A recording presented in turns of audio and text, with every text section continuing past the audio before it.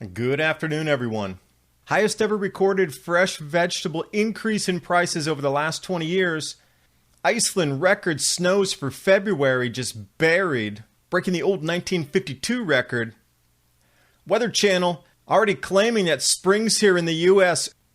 freeze in the deep south, putting brakes on early spring blossoms. Arctic Vortex again going to pound the U.S. later on in the week. Data sets showing 1954 warmer than today's temperatures. And those of you screaming, oh, Central Park's going to be so warm in March. Let's go back to 1935. Huge hail coming down around Sydney. And please join me on iTunes and Stitcher Radio when Bob Kudla and myself talked about food price rises, how you can protect yourself using some different ETFs. It's a great conversation. And please remember to subscribe to Adapt 2030 while you're watching the video.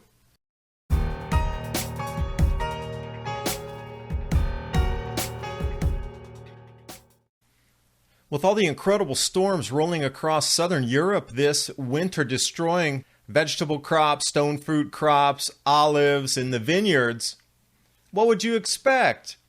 Record price increases in vegetables, 37% up. That is a record. That is the highest that's ever been recorded by iStat for a single month. And that's updating the records of a 20% increase in January. So within 2 months, you're looking literally at a 60% rise in the prices of the vegetables. That's going to kick up the overall inflation. 5.3 in January, now it's up to 8.8. So that cost of living in Europe, more expensive.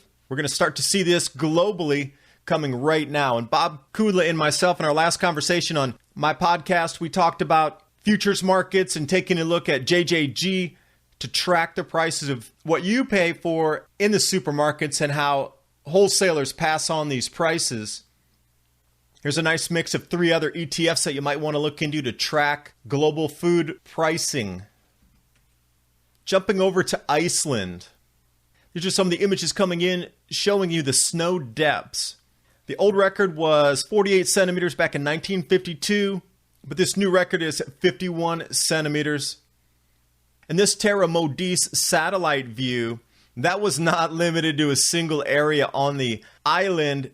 That blanketed everything on the landmass, not just the cities. White out here, deep snows everywhere, just paralyzed that entire island. Nothing's moving at the moment. They're trying to dig out from this.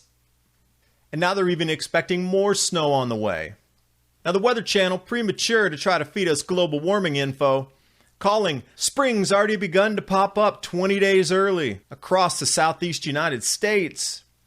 Oh, did that include the freeze way in the deep south that's going to kill off the bug population and put the brakes on an early spring?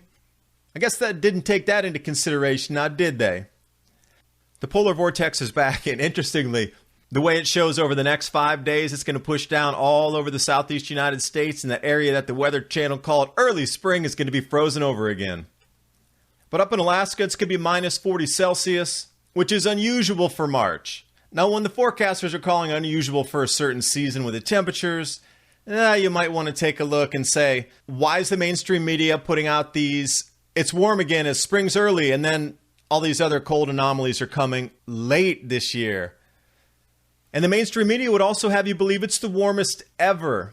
Even though it's running 6.7 above the 30-year average, February seems to be one of the warmest months on record, but when you look back into, let's say, 1954, you'll find that it's not actually the warmest. 54 was warmer than this year.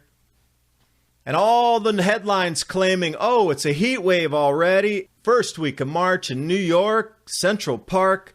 Going to be a record high for sure, eclipsing everything ever. Yet we need to go back 1935 and we'll find 68 degrees. And when we do compile all the global temperature anomalies for February, a little over half a degree C rise, but last February 2016 was 0.72, so it actually cooled since last year. Contrary to what the media will have you believe, jumping down to Australia, Sydney, look at the size of the hail that came down last week. And the size is just literally scary. You do not want to be hit with that when you're outdoors. And these new storms that are coming up, are going to continue to increase in severity and intensity. We are just at the cusp of the changes right now. All the wobble in the jet stream, unusual flows creating massive floods in some areas, warmer temperatures in other. This is just the beginning. And you saw those ETFs already up 12%. And with all that said, I encourage you to jump over to Trade Genius and talk with Bob. He has a great understanding of the intensification of the grand solar minimum and what it means. It's just not all about cold. It's about these fluctuations that we are seeing in the jet stream that are going to delay crop planting, wipe out early plantings with late season cold events, or interfere with the harvesting due to unusual weather events.